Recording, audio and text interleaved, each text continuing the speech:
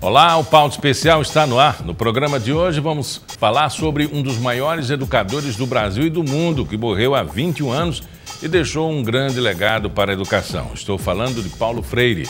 Também vamos conhecer o trabalho que a AAPE realiza há mais de 30 anos em benefício da cidadania e da integração das pessoas com deficiência em Alagoas.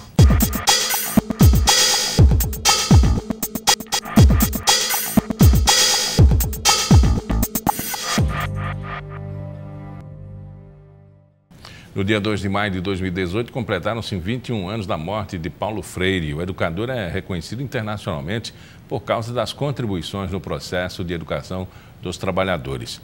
O método Paulo Freire é usado até hoje em vários lugares do mundo.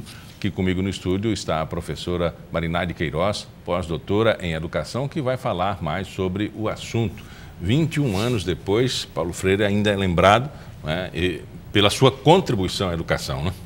A gente pode dizer que Paulo Freire vive e nós consideramos que é imortal através do legado que deixou, das suas obras, das experiências que existem.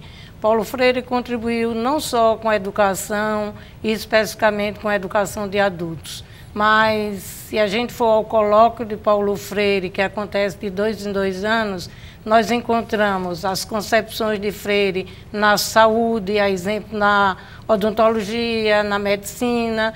Nós encontramos também na química, na física. Quer dizer, há uma amplitude de uso do seu legado. Vamos lembrar assim, o método dele baseava-se em quê? Olha, a gente pode dizer, né, que é conhecido como método, mas os estudos nos mostraram que Paulo Freire deixou concepções teórico-metodológicas. E ele, em educação, né, que é minha área, ele partia da fala do povo. Então, um currículo, para ser realizado nas escolas, primeiro nós vamos, através de uma pesquisa socioantropológica, ouvir a fala do povo nos seus espaços de vida fora da escola. A partir dessas falas, que surge o tema gerador. O tema gerador, nos estudos de Paulo Freire, vem do senso comum, que é mediado pelos professores na busca de avançar desse conhecimento, politicamente e pedagogicamente. O método, de acordo com, por exemplo, assim, o mandatário do país, ou o modelo a ser seguido, o modelo econômico, pode encontrar uma seara muito propícia. Por outro lado, ela encontra uma retração ou é rechaçado. Como é que está o método Paulo Freire nesse momento? Olha, os avanços do método Paulo Freire são localizados. Existem municípios no país que continuam com as concepções. Agora, eu concordo com você. Por exemplo, o momento político que a gente vive hoje não está para Paulo Freire, mas isso não significa dizer que as resistências não existem. Mas a gente tem um fórum alagoano de educação de jovens e adultos, quando nós somos freirianos e continuamos na resistência. Tem educação de adultos no município de Maceió, o currículo é na proposta freiriana. Então, por conta do que existe, como você disse, dessa visão que hoje a gente passa, os avanços são localizados. Em Pernambuco existe, em Recife, um Centro Paulo Freire, em São Paulo, o Instituto Paulo Freire. Então, o Paulo Freire vive. Por que ele seria, entre aspas, perigoso? No golpe civil-militar de 64, Paulo Freire foi considerado subversivo e muito perigoso. Mas a subversão dele era das ideias, era trazer a fala do povo e fazer com a escuta das vozes e politizar e conscientizar. Você sabe que todo o processo de conscientização, dependendo da linha ideológica, não é bem aceito. Então, era uma revolução de ideias, era uma revolução para o analfabetismo não existir e todos terem acesso à escola. Veja, Paulo Freire pensou na década de 50 em universidade popular, mas uma universidade popular não como sinônimo de pobre, mas que todos tivessem acesso, independente da classe social. Ele é muito identificado com as massas, com os pobre, oprimidos. Os oprimidos, os trabalhadores. Não é? Isso seria, assim, para um bom entendedor, muito benéfico para a população em geral. Porque ele não é só para isso, é um método, não é? É um método funcional, inclusive, né? Mas é algo que avança, né? Que avança fora da escola, que parte do coletivo. Ainda hoje a gente indaga, será que nosso país quer pessoas todas esclarecidas, politicamente conscientizadas? Então, daí toda a perseguição e todo o não entendimento. Se você lê A Pedagogia do Oprimido, que é um livro que ele terminou no exílio, A Pedagogia do Oprimido tem toda a sua concepção teórico-metodológica. E a base que Paulo Freire coloca entre as pessoas é o diálogo. Para um cidadão educador, né, ser exilado, estar longe do seu país, é entristecedor, né? Vários brasileiros passaram por isso, né? Sim, na música, na educação, mas a gente pode dizer que Paulo Freire, como você abriu o programa, deixou um grande legado no mundo, né? Na Suíça, no Chile, né? Na América Latina, ele teve grande influência. E vê, às vezes a gente encontra alguns estudos muito mais do que no Brasil, a sua terra.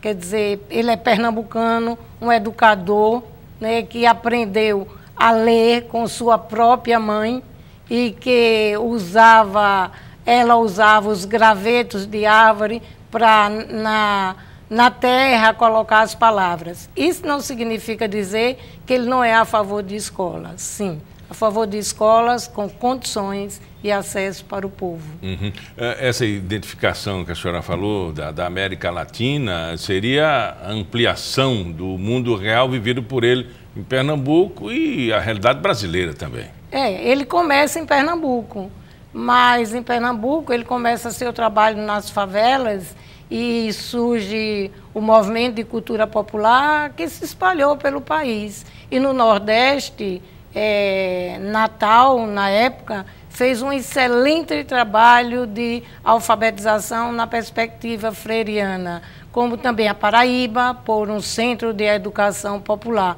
Quer dizer, Belo Horizonte, o trabalho de Paulo Freire na época, ele espalhou-se e quando ele foi secretário de Educação no governo Luiz Erundina em São Paulo, ele volta com essa concepção e cria um movimento de alfabetização, que é a partir do tema gerador, a partir do povo, da escuta das suas vozes. Bem recebido essa fase dele? Bem recebida essa fase? Essa fase é a fase após a redemocratização do país e com a lei da anistia. Ele volta, então se estabelece no Brasil as eleições diretas para prefeitos das capitais. E aí é quando São Paulo, Luiz Erundina é eleita e ele é convidado a ser secretário de Educação. Então era outro ambiente pós-ditadura, de efervescência, de concepções e de luta para a redemocratização. A gente percebe em vários momentos da política brasileira que mesmo em crise o país anda meio dividido, né?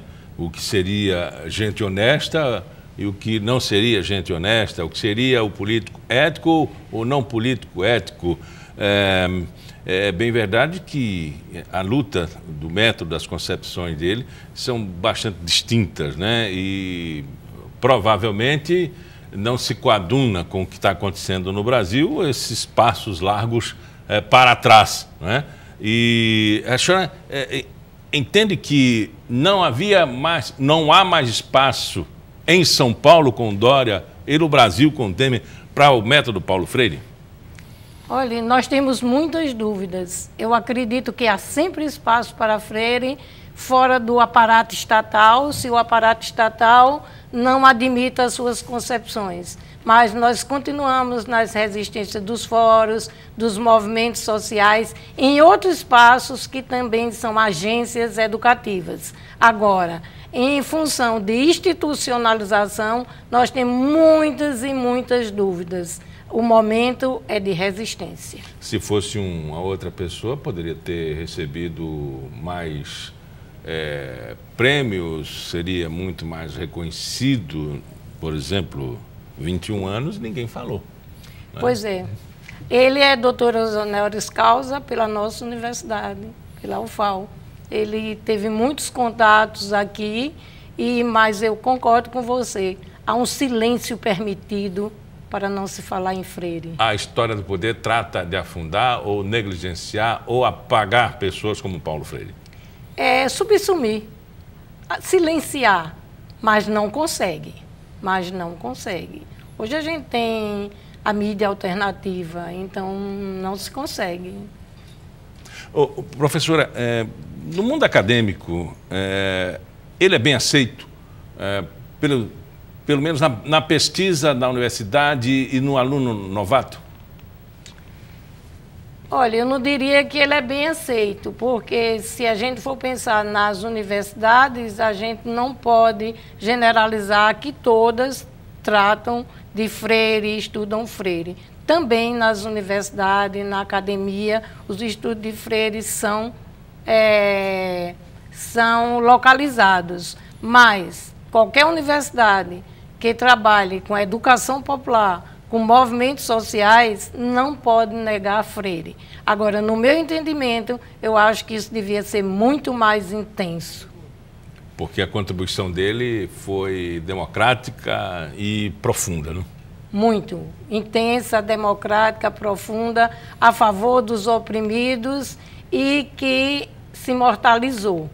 Que queiram algumas pessoas e outras não, mas se imortalizou. Conversamos com a professora Marinade Queiroz Freitas, ela é do Centro de Educação CEDU. Muito obrigado pela entrevista. Nós agradecemos. No próximo bloco você vai conhecer um pouco do trabalho que a APP, ou a APPE, ou AP, em benefício das pessoas com deficiência em Alagoas.